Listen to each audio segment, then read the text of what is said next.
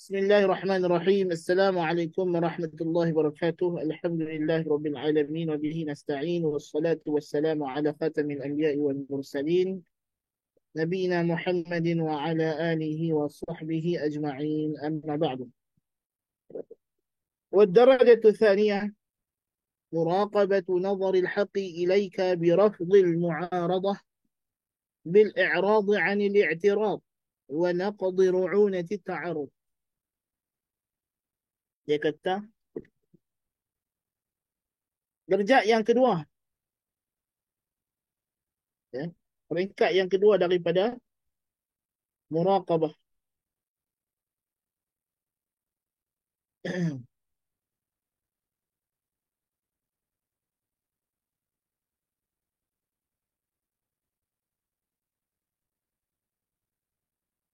The second level is be vigilant of the eye of the truth upon you by rejecting all opposition, avoiding objection, and undoing the frivolity of opposition. Dia kata mengawasi pandangan al-haq Tuhan Azza wa Jalla kepada engkau dengan menolak sebarang penentangan, by rejecting all opposition, jangan menentang apa-apa perintah Tuhan. Bil i'radi 'anil i'tirad, avoiding objection. Wa naqdi ru'unati at-ta'arud, and undoing the frivolity of opposition. هذه مراقبة لمراقبة الله لك، فهي مراقبة لصفة خاصة معينة، وهي توجب صيانة الباطن والظاهر. Ini adalah peringkat muraqabah terhadap muraqabah Allah kepada kamu. Jadi kamu kena, you must be watchfulness. Ya. You must be vigilant about God's watch over you. That you must always in the state of awareness that Allah is always watching you. You are always under His watch. So you must watch this watch. You must aware to this watch of Allah Subhanahu wa Ta'ala. Kita kena ada satu rasa, kita kena mengawasi pengawasan Allah terhadap kita. Kita kena pastikan diri kita dalam keadaan senantiasa sedar bahawa kita sedang diperhati oleh Allah Subhanahu wa Ta'ala. Dan ini adalah satu sifat muraqabah yang khusus, yang tertentu, yang mana jikalau orang boleh sampai kepada peringkat kedua ini, akan menyebabkan dia menjaga batin dan zahir. Menjaga zahir bihifzil harakat zahirah, dengan menjaga pergerakan anggota zahir, tidak bercakap sembarangan, tidak melihat sembarangan, tidak mendengar sembarangan. Ya. Menjaga batin bihifzil khawatiri wal iradati wal harakatil batinah. Menjaga hati, jaga batin. Jangan sampai ada dalam jiwa kita ini niat-niat yang tidak baik, tujuan-tujuan yang tidak diredai oleh Allah Subhanahu wa Ta'ala, yang diantaranya adalah menolak untuk menyanggah suruhan dan perkhabaran Allah. Kalau kita senantiasa tahu Allah Subhanahu wa Ta'ala duk mengawasi kita, duk perhati kita, duk dengar apa kita cakap, duk tengok gerak-geri kita, tahu isi hati kita, ya, maka kita tidak akan berani untuk menentang suruhan Allah atau nak menolak perkhabaran Allah Subhanahu wa Ta'ala. فيتجرد الباطن من كل شهوة وإرادة تعارض أمره، ومن كل إرادة تعارض إرادته، ومن كل شبهة تعارض خبره، ومن كل محبة تزاحم محبته. maka kita akan sucikan jiwa kita. We will purge our soul from these certain things. Ya. Apa dia? Yang pertama, mensucikan kita daripada syahwat dan kehendak yang menyanggahi suruhan Allah.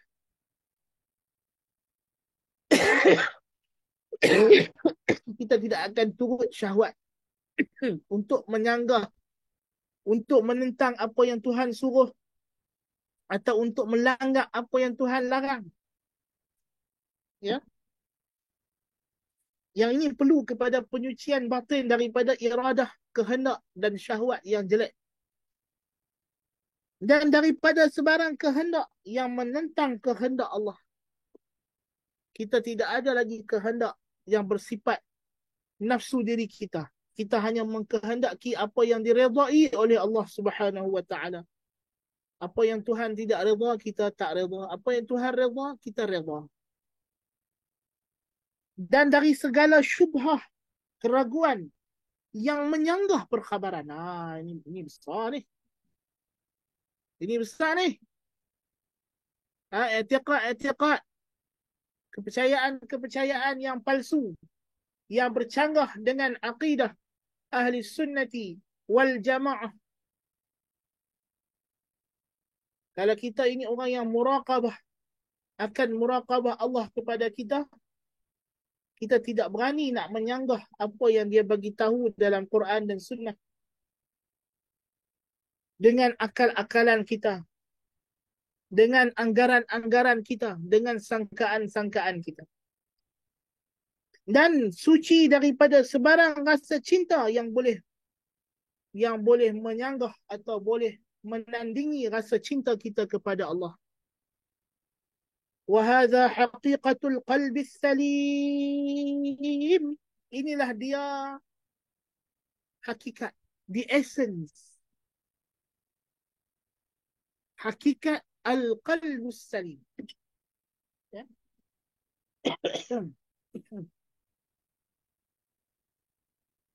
This is the essence of the sound heart, a pure heart, a pure soul. Yang Allah Ta'ala kata, tidak ada siapa yang selamat datang bertemu Allah di hari akhirat illa man atallaha biqalbin salim. Kecuali mereka yang datang bertemu Allah dengan hati yang sejahtera. Salim ni sejahtera. Ya? A well-being heart.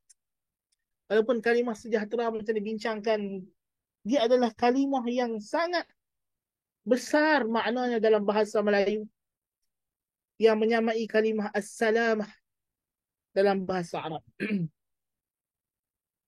وهذا هو حقيقة تجريد الأبرار المقربين العارفين. وكل تجريد سوى هذا فناقص. وهذا تجريد أرباب العزائم. Inilah dia hakikat tajrid. Hakikat penunggalan diri kepada Allah yang dicapai oleh golongan yang arif billah. Golongan wali-wali Allah yang tinggi, yang sudah bermujahadah menentang hawa nafsu sendiri.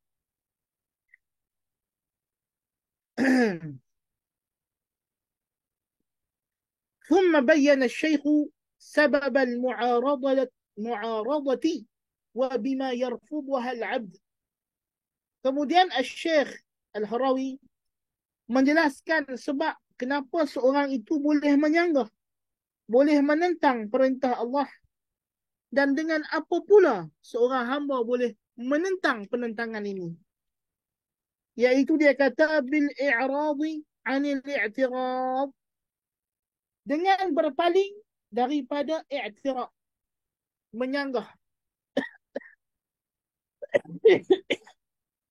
Kerana al-mu'aradah, melawan Tuhan itu, tatawalladu min al-i'tirad, kerana banyak bangkangan kepada keputusan Tuhan.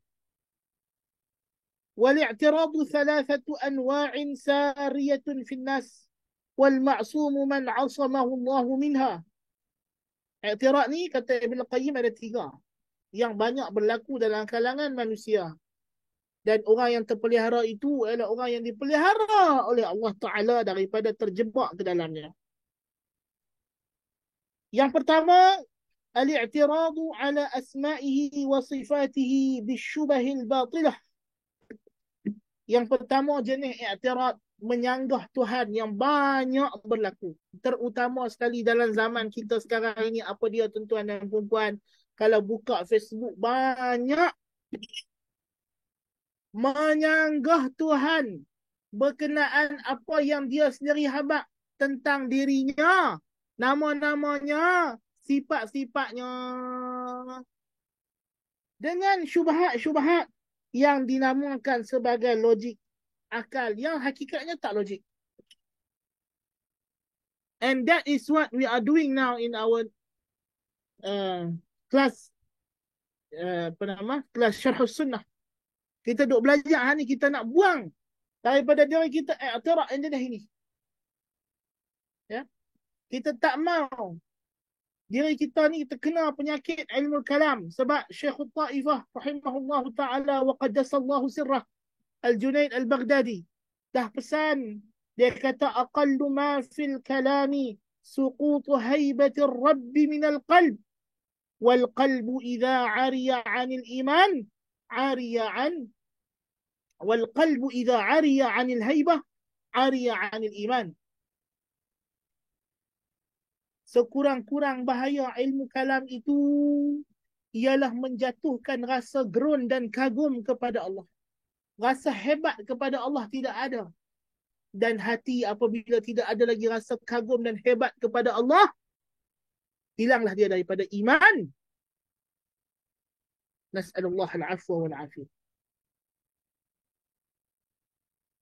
Dan satu-satunya cara untuk menyelamatkan diri kita daripada penyakit ini adalah dengan kita menyerah diri bulat-bulat, wajjahtu wajhiya lilladhi fatara as-samawati wal arda hanifan muslima wa ma ana minal musyrikin inna salati wa nusuki wa mahyaya wa mamati lillahi rabbil alamin la syarika lah wa bidzalika umirtu wa ana minal muslimin. Dengan kita menghayati iftitah salat, bila kita rukuk, kita sedar bahawa dengan ini khasha'a laka mukhi wa 'azmi wa sya'ri wa bashari wa 'asabi wa mastaqallat bihi qadan. Telah tunduklah kepadamu ya Allah. Apa dia? Otak aku. Nabi sebut doa rukuk kita. Ya Allahumma laka raka'tu wa bika amantu wa laka aslamtu. Ya Allah, hanya kepadamu lah aku membongkokkan tubuhku ini. Dan kepadamu lah aku beriman. Dan untukmu jualah aku menyerah diri. Khasha'a laka sam'i. Telah khusyuklah, telah tunduklah kepadamu pendengaranku, wa basari, penglihatanku, wa mukhi, otak aku. Otak. Nabi sebut. Nabi suruh kita sebut dalam rukuk. Wa mukhi. Ya? Kenapa sebut otak? Otak ni lah. Ni. Suka duk menyanggah Tuhan ni. Sebab tu bila tunduk, rukuk, Nabi suruh pesan, tunduk otak. Sedap kata kita ni menyerah diri kita kepada Allah Ta'ala. Apa yang Tuhan habaq, terima bulat-bulat. Ya. Kerana itulah yang sejahtera. Itulah yang sahih. Dan itulah yang akan mententeramkan jiwa. Ala bizikrillahi tatma'innul qulub. Kalau tidak, otak tak tenteram. Orang yang ikut ilmu kalam, dia tak tenteram. Jiwa dia tak tenteram. Dia nak ibadat pun tak senang. Ya? Orang mangkit tahajud tengah-tengah malam 1/3, dengan penuh khusyuk dapat merasai kedekatan Tuhan, rasa Tuhan itu turun ke langit dunia, minta sungguh-sungguh menangis-nangis. Yang dia ni, ha? Duk bangkit tahajud, duk berdoa, tapi dalam otak tu duk main. Sungguh ke Tuhan turun ni? Dia tak boleh terima. Tak ada khusyuk dalam ibadah. Ya? Bila orang sebut takbir Allahu Akbar, Allah Maha Besar. Orang beriman tenang sebut Tuhan Maha Besar. Maha Besar, Tuhan Maha Besar. Tak ada lebih besar Tuhan. Yang dia pula doa Allahu Akbar dalam hati. Tuhan tak boleh ada jisim, Tuhan tak boleh ada saiz, Tuhan tidak boleh ada berat, Tuhan tidak boleh ada kadar, hajam, ya, jarak. Jadi kalau Tuhan Maha Besar macam mana? Dia serabut otak. Kerana menyukat Tuhan dengan kebodohan diri sendiri. Ini kita bahas dalam kelas Syarh Sunnah dengan detail. النوع الثاني الاعتراض على شرعه وأمره. Yang kedua ialah menyanggah suruhan Tuhan, syariat. Yang ini banyak.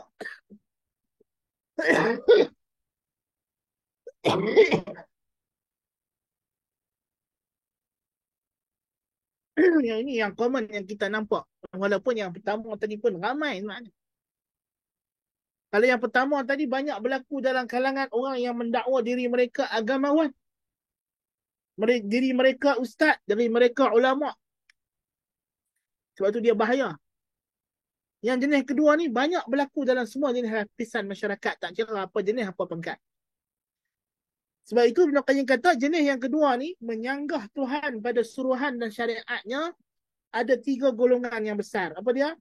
Yang pertama, golongan yang menyanggah Tuhan dengan pandangan-pandangan dan qiyas-qiyas mereka, yang dengan itu mereka menghalalkan yang haram dan mengharamkan yang halal. Ini golongan fuqaha. Golongan ulama. Kadang-kadang mereka dah datang hukum yang qat'i, yang pasti, dicari-cari lagi jalan untuk menghalalkan. Digunakanlah istilah-istilah helah-helah, kononnya ijtihad, kononnya maslahah dan sebagainya untuk membenarkan apa yang tak benar, untuk menghalalkan apa yang haram. Na'udzubillah min dzalik. Dan inilah qiyas yang dilarang oleh syarak. Syarak tidak melarang qiyas. Qiyas ada sumber hukum, tapi yang dilarang adalah qiyas yang fasid. Qiyas yang sejenis dengan qiyas iblis. Yang kedua, golongan yang menyanggah syarak dengan rasa-rasa dan ilham dan kasyaf. Ini ahli ibadah, ahli zuhud, ahli tasawuf. Konon-konon dia dapat rasa. Walaupun ada nas yang mengatakan perbuatan ini haram, dicegah, dilanggar oleh syarak, tapi dia rasa dengan dia buat benda ni, dia rasa dekat dengan Tuhan. Kita kata, tak boleh, muzik ni haram, apa semua. Dia kata, tapi bila I dengar muzik, I rasa dekat dengan Tuhan. Syirah. Dia guna rasa dia untuk menyanggah hukum syarak. Dalil yang jelas. Ya. Ini banyak berlaku dalam kalangan orang tasawuf. Golongan yang ketiga, golongan yang menyanggah ajaran Tuhan dengan sistem-sistem pemerintahan yang mereka letakkan yang menyimpang daripada kebenaran, tapi mereka mendakwa ianya untuk keadilan. Orang yang kita suruh dia ikut hukum syarak, ni Tuhan dah bagi dah hukum. Ada hukum hudud, ada hukum ta'zir, ada sistem politiknya, ada sistem pemerintahannya, sistem ekonominya, dah lengkap komplit. Ikut sajalah. Praktiskan. Oh, dah. Dia kata, dah, kami nak begini-begini, kita nak supaya dapat diharmonikan di antara hukum Tuhan ni dengan pemikiran-pemikiran manusia, dengan sistem kapitalis, sistem sosialis, sistem liberalis, sistem demokrasi yang menyanggah nilai-nilai Islam. Demokrasi barat. Jadi kononnya kita kena pindah sebanyak-banyak hukum supaya boleh masuk dengan sistem ini. Ini golongan ahli politik, ahli pemerintahan, orang yang ada kuasa. Mereka menyanggah hukum Tuhan dengan takwilan-takwilan Ya, dengan pelbagai helah-helah yang mereka buat. Ya, konon-kononnya. Ya, konon-kononnya kita nak mendapatkan keadilan. Sedangkan mana mungkin kita dapat keadilan kalau kita tak ikut ajaran Tuhan yang Maha Adil. Jadi golongan yang pertama kata kalau bercanggah akal dengan nakal, kami dahulukan akal. Golongan yang kedua kata kalau bercanggah nakal dengan qiyas, kami dahulukan qiyas. Golongan yang ketiga kata kalau bercanggah ilham kasyah mimpi dengan nakal, kami dahulukan ilham kasyah mimpi. Golongan yang keempat kata kalau bercanggah syarak dengan sistem politik pemerintahan yang kami dah susun, kami dahulukan sistem politik pemerintahan yang kami dah susun. Ya, ini adalah contoh. Golongan di tiga atau empat lah, campur yang pertama tadi itu kan. Semua satu, dua, tiga, empat. Golongan apa nak ahli kalam, fuqaha, ahli ra'yi, ya. Kemudian ahli tasawuf dan juga yang kelima ialah ahli imarah, ahli politik.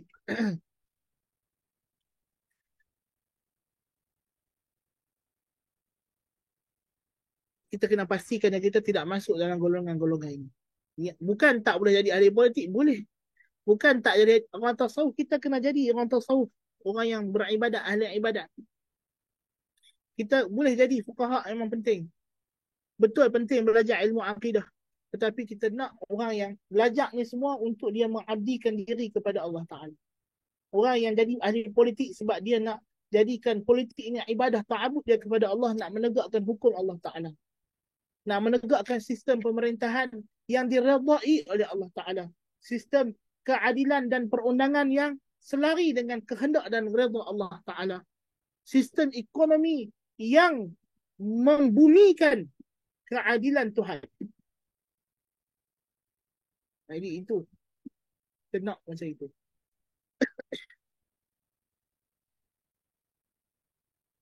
Bentuk yang ketiga i'tirad ini ialah yang ni juga banyak. Yang ini kita kena hati-hati. Sebab dia boleh kena kepada orang macam mana pun dan dia lebih kepada emosi. Iaitu menyanggah takdir Tuhan. Ini berlaku bila kita ditimpa musibah. Ya. Ibn Qayyim kata, dia menjalar dalam jiwa manusia seperti menjalarnya demam dalam badan orang yang demam. Ya. Dia nak kaya, dia tak dapat, dia rasa cemburu dengan orang yang kaya. Seolah-olah macam Tuhan dah menghalang daripadanya haknya. Dia rasa ada rasa marah yang dia mungkin tak sedar. Bila ditimpa musibah, dia rasa marah dengan musibah yang menimpa. Dia rasa kenapa tak sepatutnya dia diperlakukan begini oleh Tuhan. Seolah-olah dia ni orang yang tidak layak diuji dengan kesusahan. Seolah-olah dia hanya layak diberi kesenangan oleh Tuhan. On what base? Atas dasar apa? Ya. Ini adalah perkara yang kita kena hati-hati semuanya.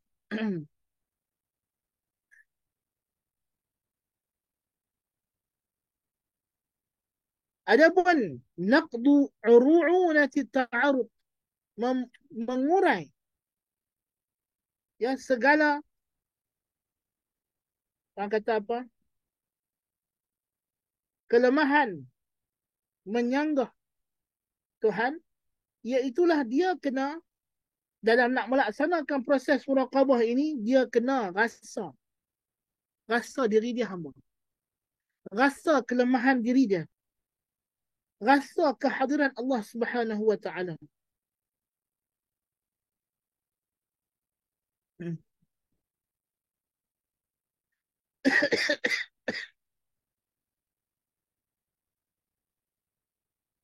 Ya.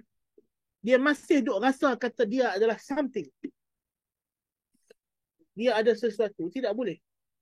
Kenapa berlakunya lawan Tuhan tadi? Sebab dia duk rasa dia something.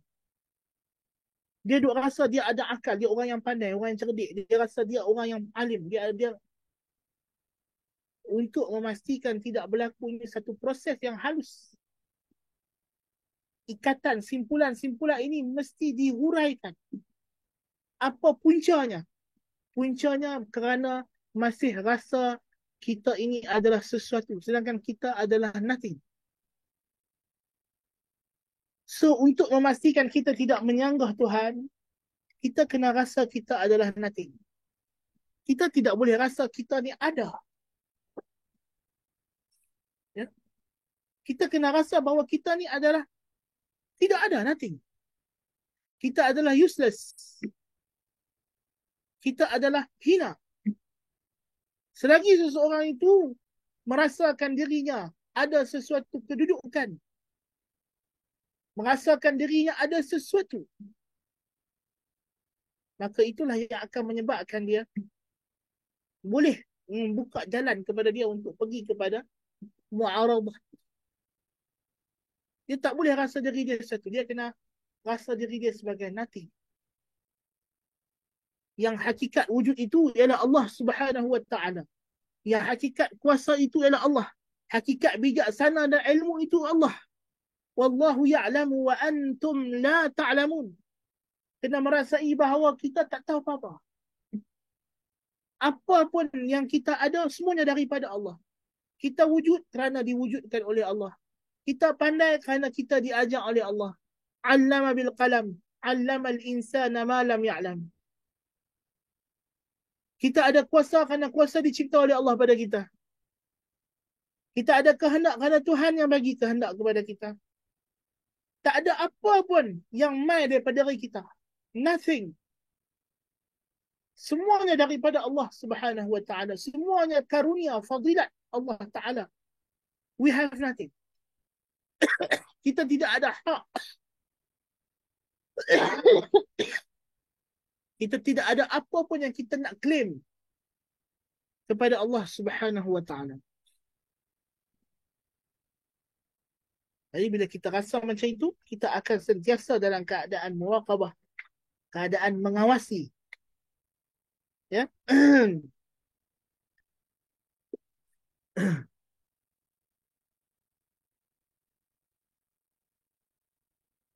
Berapa minit lagi?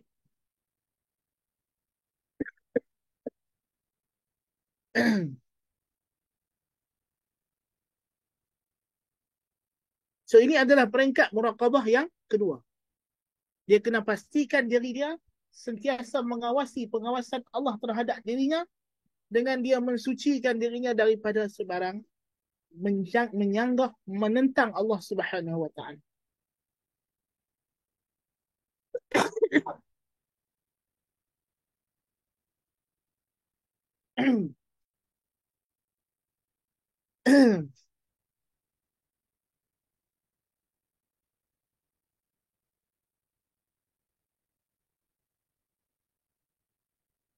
Dengan cara dia merasakan dirinya adalah nothing.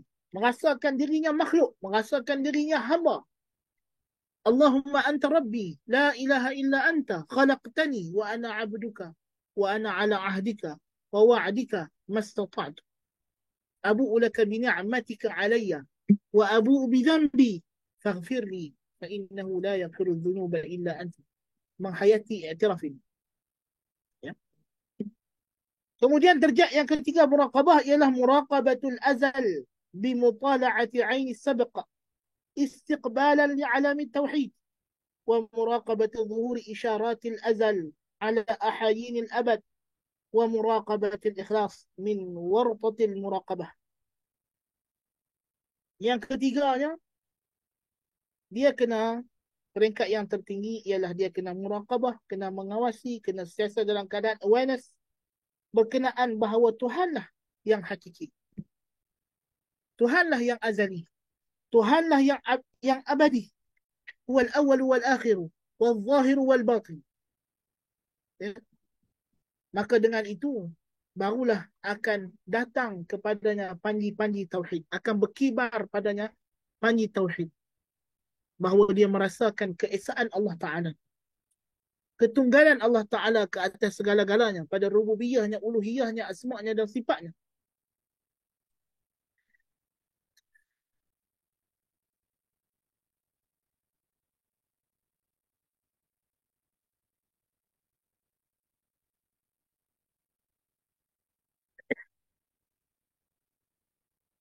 Dan sentiasalah dia mengawasi kemunculan isyarat-isyarat azal di atas waktu-waktu yang abadi. Yakni, ya,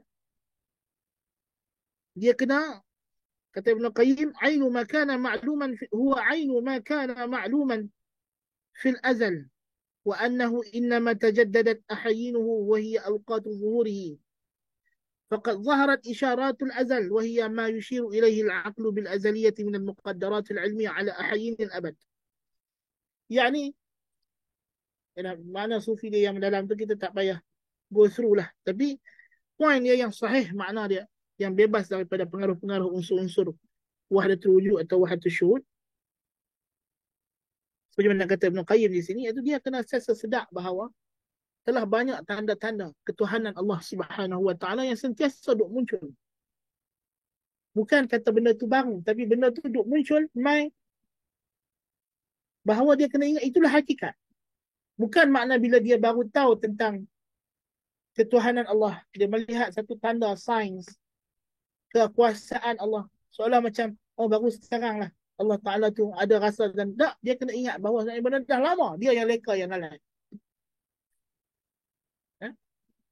Walaupun tanda itu duduk berulang-ulang sepanjang masa kita duduk melihat bukti-bukti kuasa Tuhan tidak putus-putus, tapi kita ingat bahawa Tuhan itu sejak azali tidak pernah putus-putus, dia maha berkuasa, maha hebat, maha bijaksana. Dan kita tak pernah putus-putus sejak kita wujud sampailah kita bila-bila pun kita ni hamba Allah yang tidak ada apa-apa. Dan dia hendaklah mengawasi ikhlas. Ya? Iaitulah dia sampai ke tahap yang disebut sebagai fana, ini orang sufi. Ya. Iaitulah kita nak mencapai apa saja perbuatan kita, kehendak kita, ya, adalah kerana mengharapkan Allah Subhanahu Wa Taala. Jangan sampai dia muraqabah itu kerana nakkan sesuatu something else. Ya, macam mana dia muraqabah. Muraqabah tu kita hati kan, amalan hati ibadat. Tapi bukan tujuan yang macam kita sebut tadi lah, bukan sekadar nak kesenangan dalam syurga yang berbentuk kemakhlukan, tetapi yang lebih utama sekali ialah yang kita nak capai ialah kita nak memandang wajah Allah. Kita nak bersua temu dengan Allah Ta'ala, nak bersua muka dengan Allah Subhanahu Wa Ta'ala, nak melihat ma'bud kita ini. Ini adalah matlamat utama kita nak masuk syurga. Faman kana yarju liqa'a rabbih, raja liqa' rabbih, mengharapkan bertemu Tuhannya, falyamal amalan salihah wa la yusyrik bi'ibadati rabbih ahada illa bittigha'a wajhi rabbihil a'la. Semata-mata mengharap untuk memandang wajah Tuhannya yang maha tinggi. Inilah makam ibadat yang paling tinggi. Kita mengharap dengan ibadat kita ni kita nak bertemu Tuhan, nak memandang wajah Allah Subhanahu Wa Ta'ala, nak bersua muka dengan Allah Subhanahu Wa Ta'ala, nak bertentang mata dengan Allah Subhanahu Wa Ta'ala. Inilah yang kita nak. Dalam keadaan Allah redha, dalam keadaan Allah senyum, Allah berseri-seri melihat kita. Dan kita juga berseri-seri melihat Allah, wujuhun yawma'idin nadhirah ila rabbiha nadhirah. Wallahu ta'ala alam bis-shawab. Aqulu qawli hadha wa astaghfirullahal azim li wa lakum. Subhanakallahumma bihamdika asyhadu an la ilaha illa anta astaghfiruka wa atubu ilaik. Assalamu alaikum warahmatullahi wabarakatuh.